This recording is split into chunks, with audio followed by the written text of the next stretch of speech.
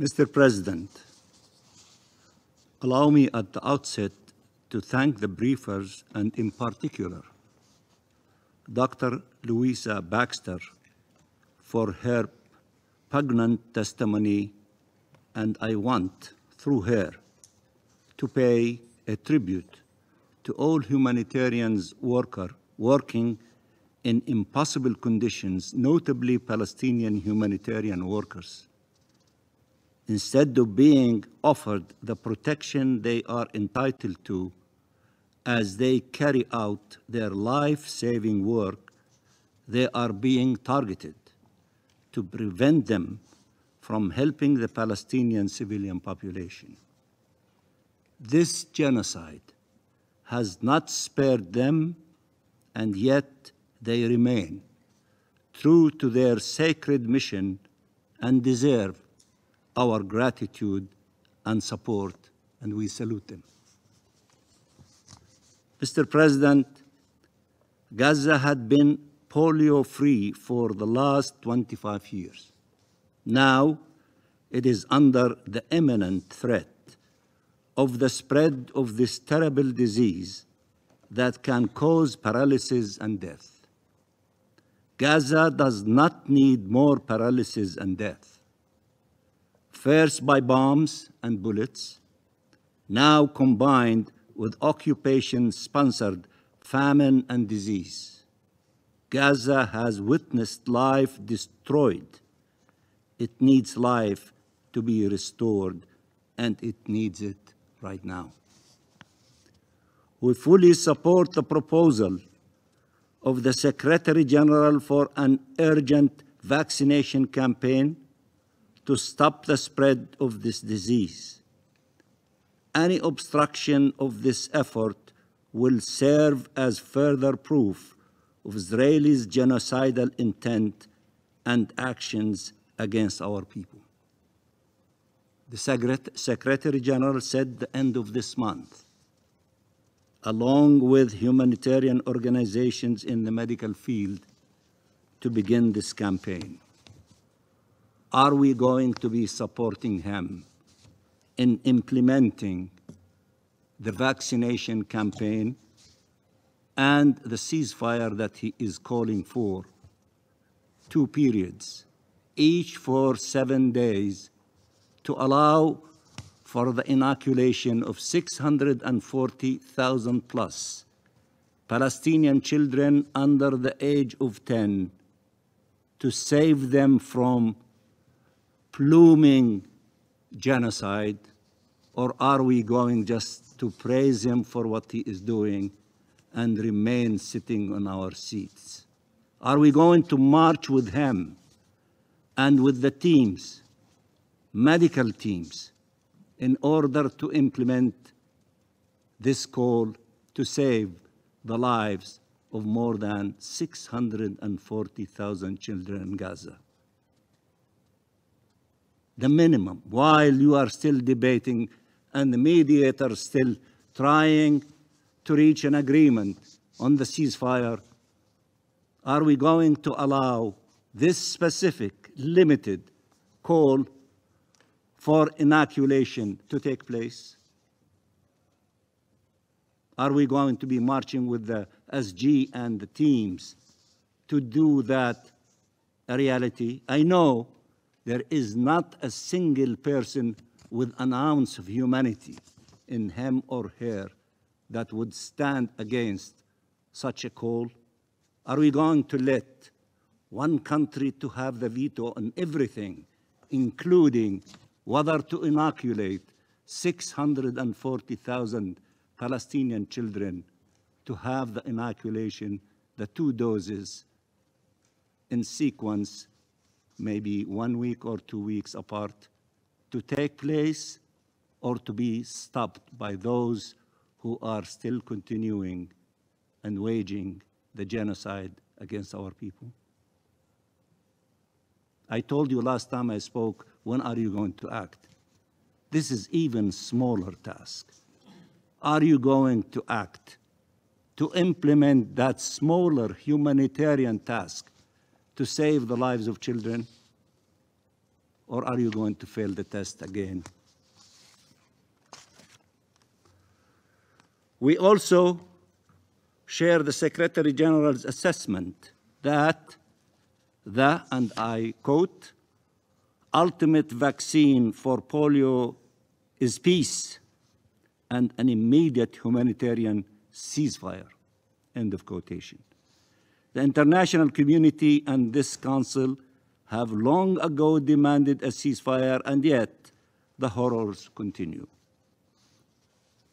Mr. President, the Palestinian people in the Gaza Strip have witnessed and felt in their flesh the planned collapse of all the requirements of life in Gaza, the collapse of the health system under Israel's assault, the collapse of the education system through the destruction of schools and universities, the collapse of any remaining sense of security by the destruction of virtually all homes and the bombardments of shelters and tents and every so-called safe zone, the collapse of the social structures by displacements and death, and Israel still has not had enough.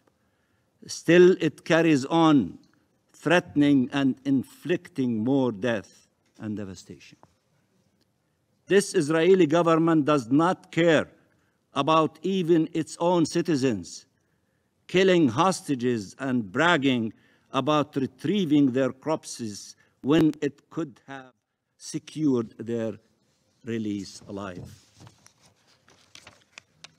But clearly, it cares more about killing Palestinians than it cares about saving Israelis. So those who want to place the fate of our people in the hands of this Israeli government, hoping it will ever act in good faith, are gravely mistaken. This is tragically proven every day. There must be a ceasefire now, in line with the terms of Resolution 2735, and with no further conditions and bad faith demands that go against the spirit and the letter of the resolution and that clearly aim at derailing the efforts for a ceasefire. For more than 2.5 months, who stopped you from implementing Resolution 2735, which starts with a ceasefire, which guarantees the release of the hostages and the prisoners, which calls for humanitarian assistance to scale to the needs of our people, and using the words of President Biden, minimum of 600 truckloads of humanitarian assistance to enter the Gaza Strip on a daily basis. Who is stopping you from implementing this resolution?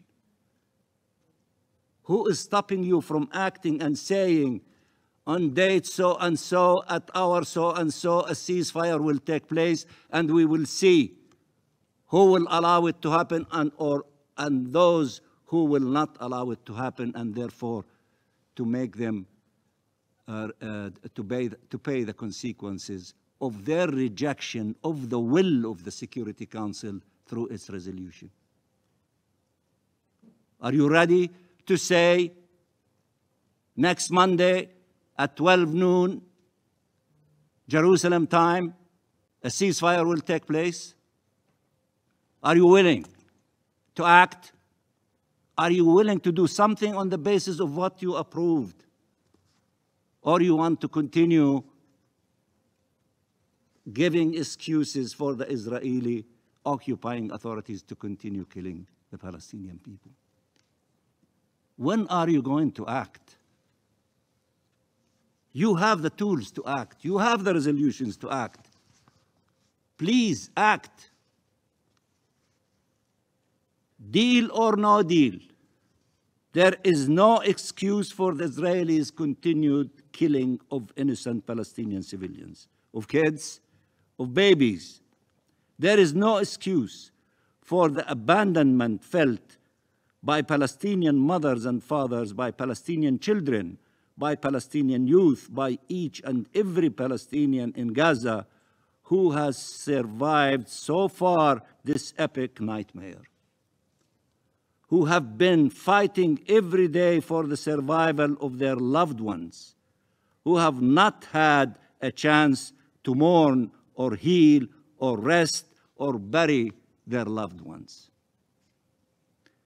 There is no excuse for permitting the continued assaults by Israeli occupying forces and settler militias on Palestinian civilians in the West Bank, as many of you have indicated, including East Jerusalem, for the targeting of children executed by Israeli snipers terrorized by settlers.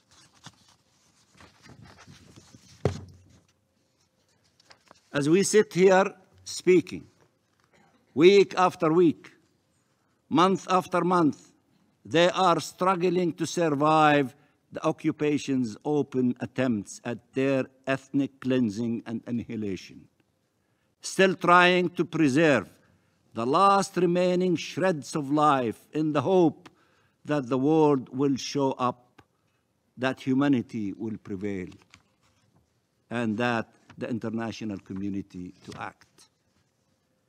They have no reason to hope, but they are refusing to surrender to death or to their occupiers and killers.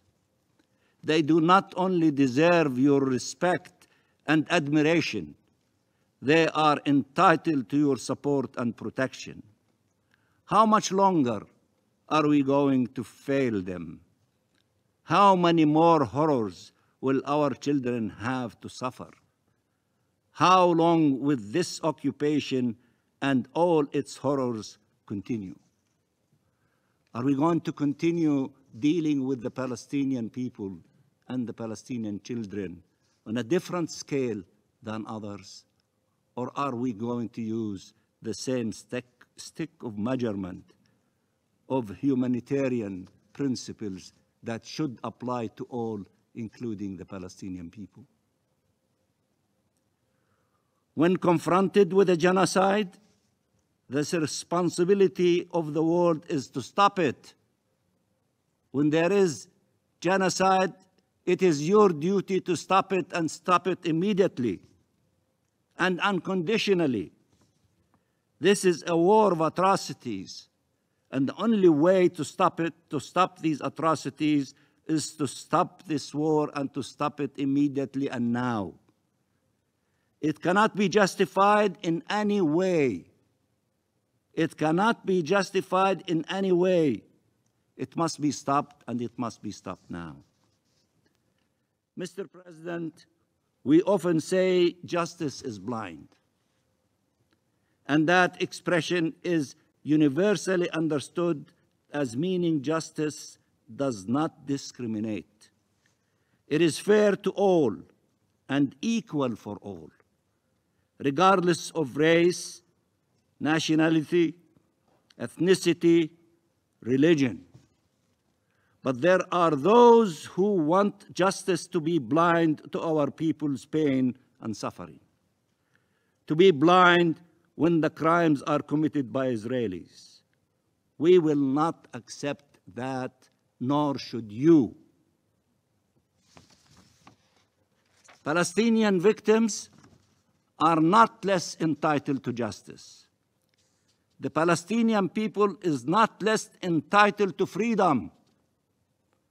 And Israel does not have a right to genocide, a right to commit atrocities against them. I warn against any actions or statements that continue to equivocate or appease Israel as it commits such horrific crimes against us. Or even worse, that enable the commission of such crimes. Mr. President, while we are awaiting for your action, we are initiating actions from our side. President Abbas has declared his intention and the intention of the Palestinian leadership to head to Gaza. He has called for leaders from around the globe to join him and to support this initiative. I have communicated the position of the leadership to the Secretary General about this initiative, and to you, Mr. President, which I assume that you shared it with the colleagues, the members of the Security Council. Allow me to call on the Security Council to take part in a visit to the Gaza Strip to see firsthand the horrors our people are enduring, to support and to push to secure the ability of President Abbas to reach the Gaza Strip, to work with urgency to stop the genocide and stop the crimes being perpetrated against our people.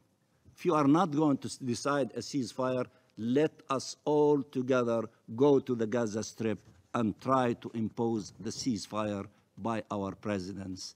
As leaders of the globe, led by our president, by the Secretary General, by the President of the Security Council, by all those who have spines to come and say, we are coming to demand a ceasefire and to demand it now in the Gaza Strip, and to show empathy, support, and solidarity with those who have been suffering immensely for more than 10.5 months. And also, we are going to initiate another action to put an end to this illegal occupation as soon as possible by legislating next month in the General Assembly the advisory opinion of the International Court of Justice to an actionable resolution demanding within a time frame the end of this illegal occupation and all the other issues contained in that historic advisory opinion.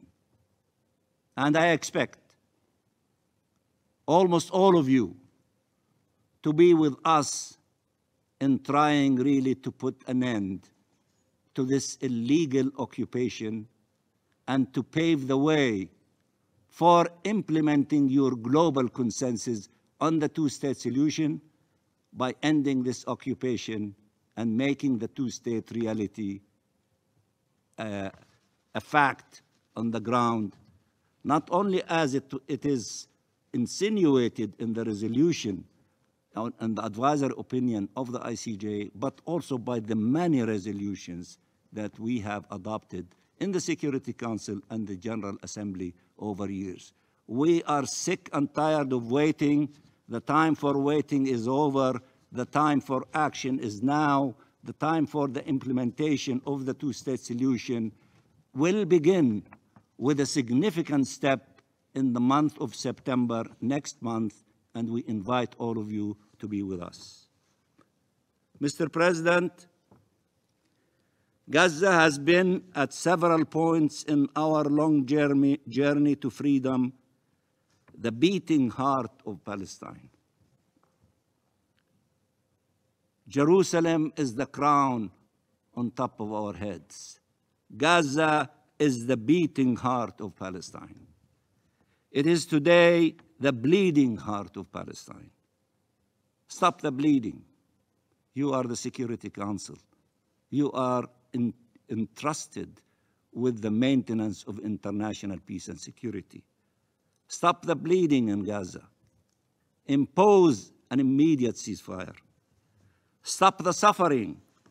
Protect our children and all our civilians, as international law and our collective humanity demand.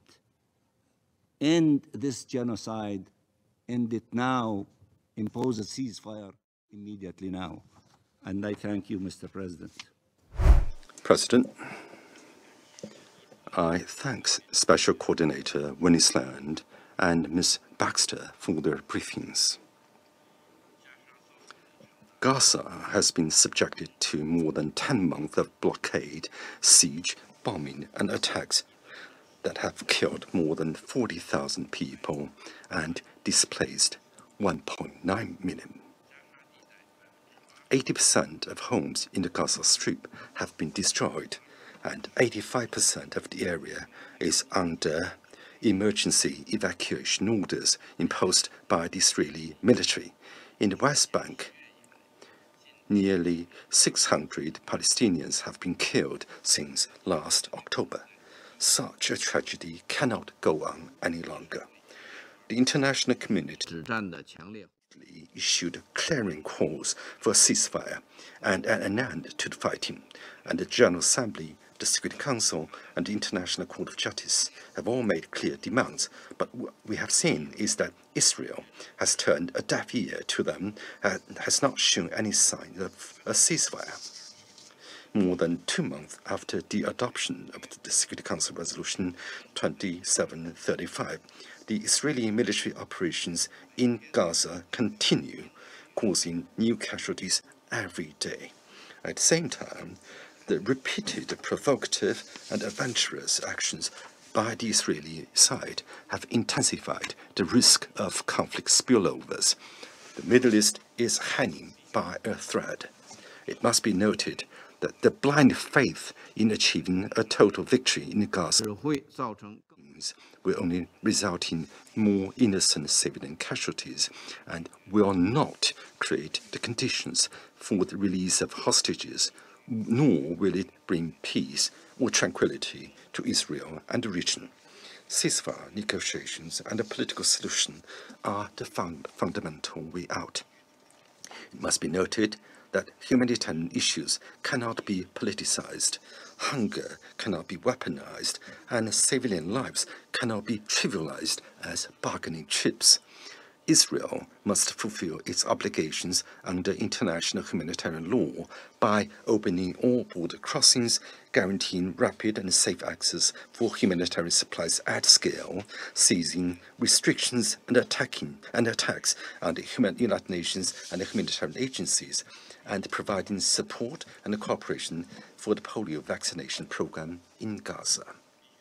It is important to note that sustainable security can only be achieved by upholding the concept of common security. Regional peace must be built with the responsible participation of all parties. Achieving an independent Palestinian state and the implementation of the two-state solution is the only viable way forward for political settlement of the Palestinian-Israeli question. China urges Israel to immediately cease all military operations in Gaza, to immediately stop its actions that stoke escalation of the situation in the region, and to end immediately placing obstacles to a ceasefire in Gaza. We urge countries with significant influence to demonstrate a sincere, impartial, and responsible attitude in pushing Israel to cease its military operations in Gaza as soon as possible and stop the killing of civilians. China supports the Security Council in taking further necessary actions to promote the implementation of the relevant resolutions and achieve a ceasefire in Gaza. China stands ready to work with the international community to make unremitting efforts to end the war in Gaza at an early date, alleviate the humanitarian catastrophe, implement a two-state solution, and achieve lasting peace and stability in the Middle East. Thank you, Mr. President. Thank you, Mr. President, and I thank Coordinator Wennesland and Dr. Baxter for the important updates provided. Mr. President, I am almost certain that many around this table are burdened by the fact that the Council remains so impotent in the face of such colossal suffering by the Palestinian people over these last 10 months and indeed these past 7 decades. Although we have adopted 4 resolutions since 7th October, none has had the desired impact because we have not taken any decisions to enforce them, even as the mass atrocities being carried out by the Israeli government multiply. Consequently, more than 40,000 lives have been lost, and this number climbs every day. Simultaneously, a wider regional conflagration seems imminent, and the situation for Palestinians in the occupied West Bank including East Jerusalem, is deteriorating owing to a mix of settler violence and Israeli policies and actions that enable the violence. Last Thursday's attack on the Palestinian town of Jit in the West Bank was so unprecedented that it elicited rare condemnation from the Israeli government. One Israeli minister did say, however, that such incidents happen because Israeli soldiers are not allowed to, and I quote, shoot terrorists who throw stones, end of quote. The minister's assertion is illustrative of the heavy-handedness of Israel when it comes to Palestinians. Every form of resistance owing to the occupation and oppression is met with a brutality that would make some of history's most cruel oppressors blush. Guyana condemns the actions of Israeli citizens in Jit and calls on the Israeli government to ensure that its investigations lead to justice for every Palestinian affected by the incident. This leads me to contemplate, Mr. President, the illogical philosophy that has driven Israel's behavior towards Palestine over the last 7 decades. Israel has established that security guarantees are one of its highest priorities. Yet, it uses its military might to make enemies in the region, thereby undermining its own security. This has now led to heightened mistrust and tensions in the region, with civilians losing the most. This cycle must be halted because peace in the Middle East is not elusive. Guyana calls on all concerned to lay down their weapons and seek the path of peace. Mr. President, the exasperation of the Palestinian people is palpable, having suffered indignity after indignity over the last 10 months. They have reportedly been used as human shields as Israel scopes out buildings in search of Hamas operatives. Part of the reasoning reportedly offered: too many dogs had died from the dog units that searched for explosives. Is Palestinian life worth nothing? The lives of both Palestinians and Israelis are sacred, and none is superior to the other. None is more worthy of protection than the other. It is ironic that the very thing that Israel wants for itself and its people, it denies the Palestinians: peace and security. Peace and security for Palestine is rooted in their freedom from the occupying power and the achievement of their independence. The International Court of Justice has already determined that the Israeli occupation of Palestine is unlawful and puts the two-state solution at risk. Successive resolutions of the General Assembly have affirmed the inalienable right of the Palestinian people to self-determination. What is missing, Mr. President, is Israel's compliance with its legal obligations. This Council must seriously consider effective measures to secure compliance. Mr. President, Guyana calls for an end to the ongoing hostilities as one of the first and most important steps towards addressing the myriad challenges that have developed in Gaza since 7th October. Dr. Baxter and Mr. Wennesland have reminded us about the polio cases that have been confirmed in Gaza, a disease that was eradicated from the Strip 25 years ago. We call on Israel to allow the WHO to administer the 1.6 million vaccines ready to be deployed. Skin diseases and hepatitis are also a growing challenge amidst a woefully inadequate healthcare system. Combined with food insecurity, constant displacement, and general destruction across the Strip, the situation is one of utter desperation and devastation. In this context, the UN, as well as other humanitarian agencies, must be allowed to do their work on behalf of civilians in Gaza. The attacks on UN premises and staff must cease, and unimpeded access must be granted to the Strip.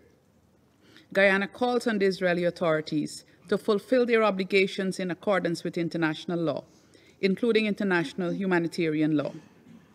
Mr. President, Guyana continues to stress the urgency of reaching an agreement for a ceasefire, the release of hostages, and a surge in humanitarian assistance to the Palestinian civilians.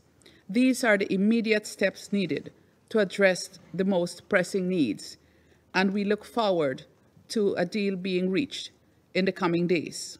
In the long term, however, questions of governance, reconstruction, contiguity of Gaza and the occupied West Bank, learning loss, and trauma are all to be grappled with, taking full account of the will of the Palestinian people. The biggest question, however, is that of justice. The Palestinians must be redressed, not only for the things they were made to endure in this war, but also over the last 7 decades, beginning with their expulsion from most of their homeland in 1948.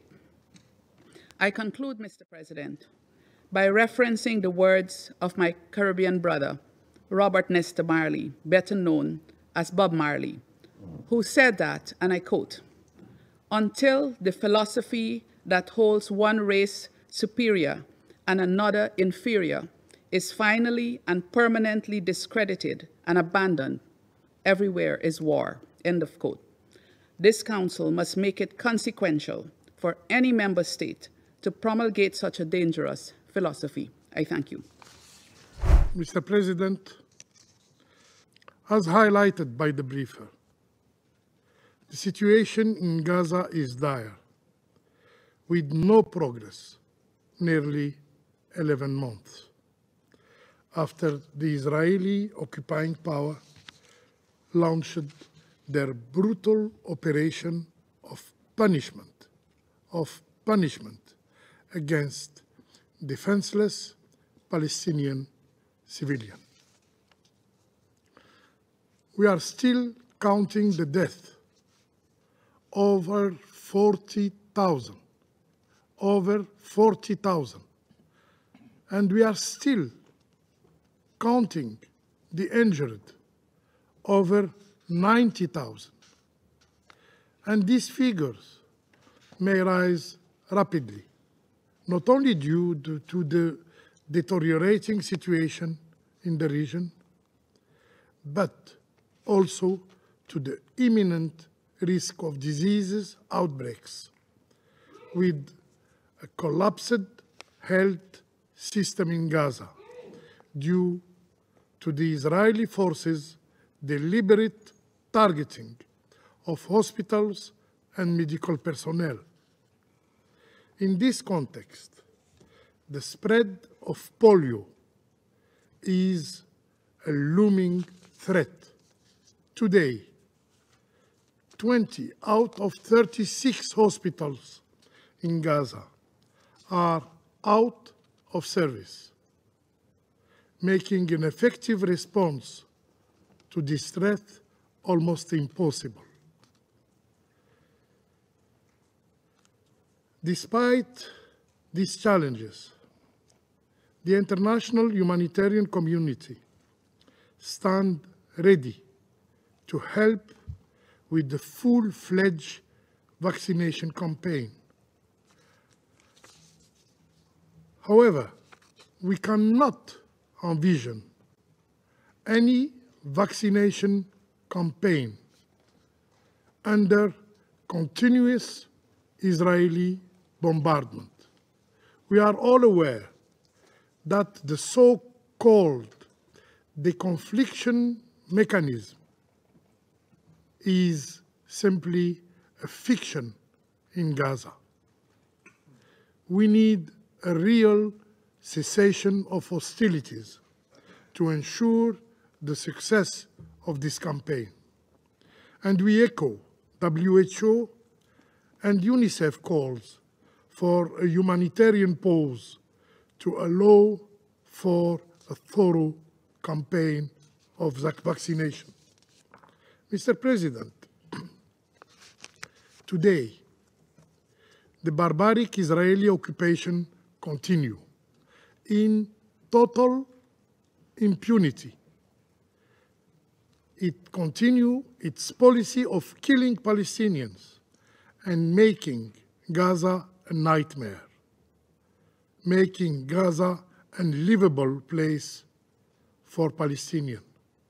And the situation is catastrophic, and it worsens on a daily basis, and there is no sign of hope. For months, we have been told that we are close to securing a deal, putting an end to the massacre of the Palestinian civilian. Unfortunately, nothing happened. And while we continue our support to the effort of the mediators, Qatar, Egypt, and the United States, to reach a deal, but rapidly.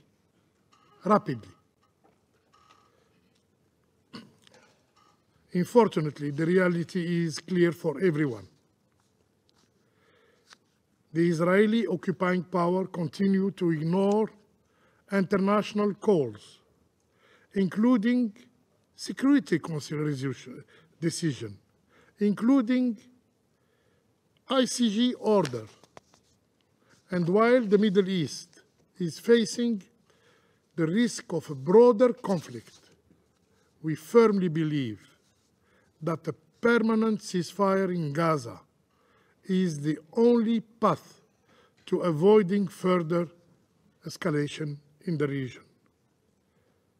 Algeria demands the immediate and effective implementation of Security Council resolutions, including Resolution 2735. This resolution is clear. It guarantees a permanent end of hostilities. It guarantees a full withdrawal of Israeli occupying forces from Gaza. And it guarantees the liberation and the return of all prisoners to their homes. This resolution must be implemented now. Mr. President, the occupying Israeli authorities are determined to crush any hope for an independent Palestinian state with Al-Quds Sharif as its capital. They deny the establishment of Palestinian state. They annex Palestinian lands. They expand settlement. And frequently, they storm Al-Aqsa Mosque. They unleash settlers terrorists in the West Bank, while they loot and kill Palestinians in total impunity. I want to warn that the risk of Gaza's tragedy may duplicate in the West Bank. The international community cannot remain silent. And to conclude, Mr. President, it's time to end the carnage in Gaza. It's time to close this dark chapter in the history of the Middle East. Dark chapter also of the history of the international community and of the Security Council. I thank you. It is painful, but we have to acknowledge that the Security Council, as the main UN body tasked with maintaining international peace and security, for more than 10 months now has basically remained a passive observer of the continued bloodbath in Gaza, which took more than 40,000 innocent civilian lives. As was stated by the UN Secretary General Guterres, the level of killings and destruction in the course of the Israeli operations is the highest one compared to any other conflict anywhere in the world during his mandate. And what is happening in Gaza is, and I quote, utter lawlessness. We are deeply disappointed by the fact that the Council has not been able to demand an unequivocal ceasefire and ensure that there is compliance with this demand by all parties to the conflict. 2.5 months ago, Security Council members adopted Resolution 2735, drafted by Washington. And at the time, our American colleagues told us that the fate of the deal between Hamas and Israel on ceasefire and hostages release hinged upon that resolution. And the time has now come to take stock of how the document impacted the situation on the ground. And we can answer that question unequivocally. It didn't impact the situation on the ground at all. Israel and their agreement with the so-called President Biden plan providing for an immediate ceasefire.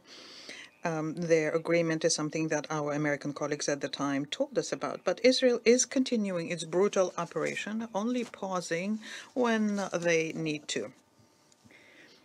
Over 2.5 months, almost 3,000 Palestinians fell victim to it.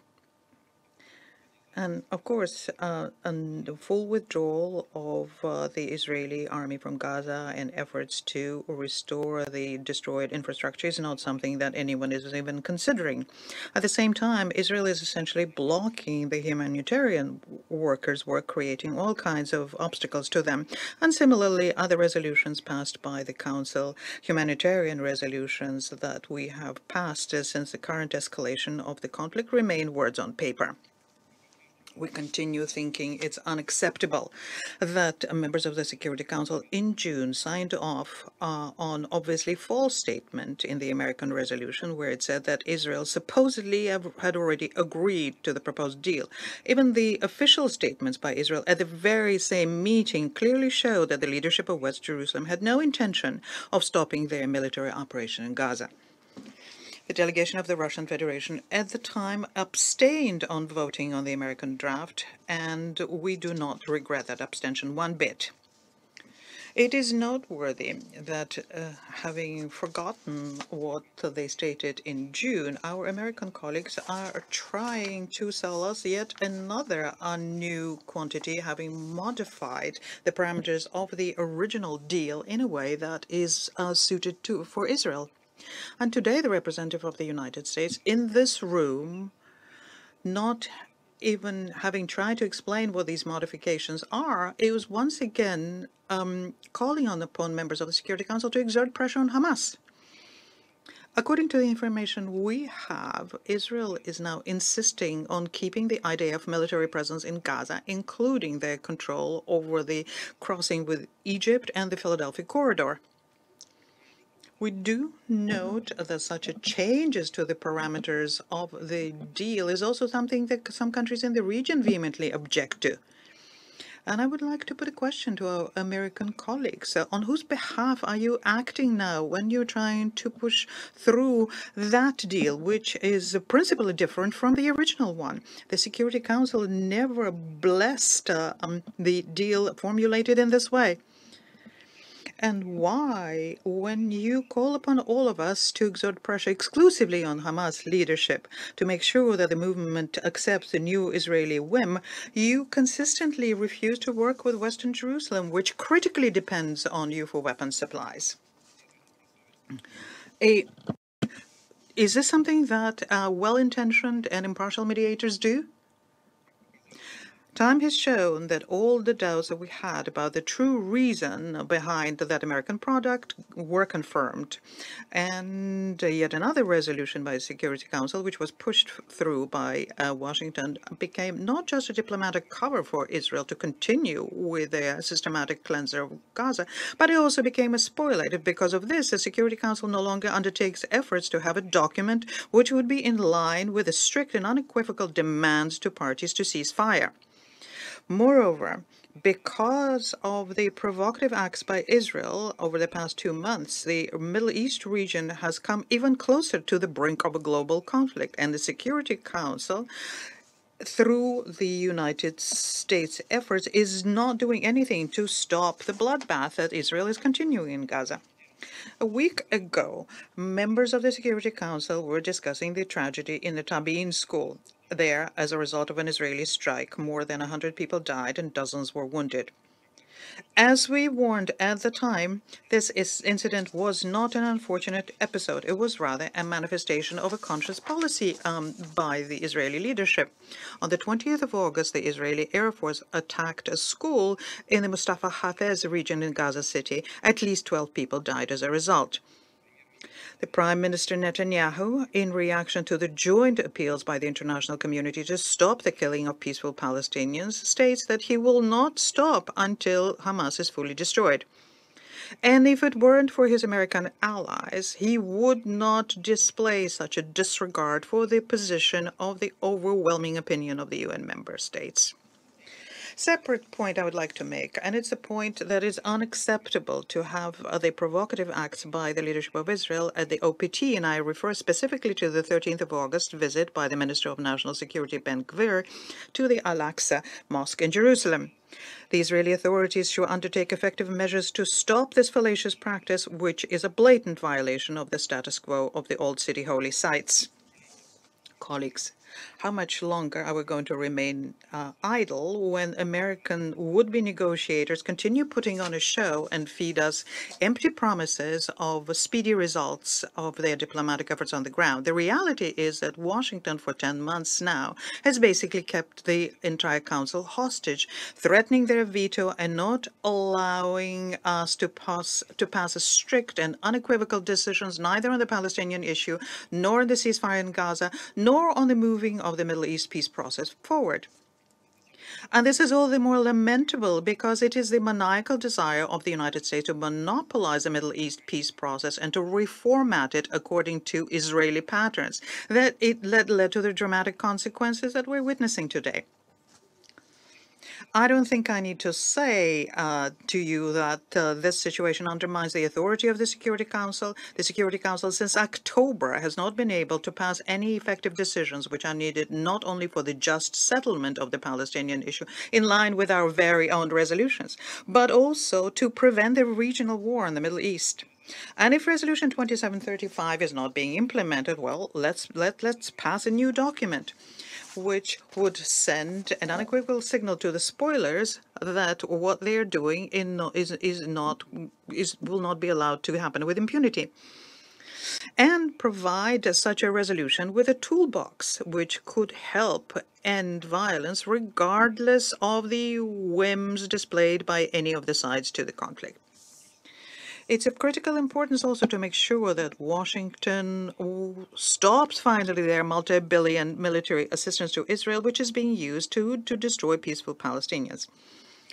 How many more victims are needed for the Security Council to finally act in line with its mandate instead of blindly following the U.S. and Israeli lead? 40,000 Palestinians, most of them women and children. Is that not enough for us to pass the decisions that are needed? And we are formulating it this way to make sure that all of our colleagues feel their historic responsibility on our shoulders, and we are ready to work with all of those who share this position of ours. I thank you for your attention.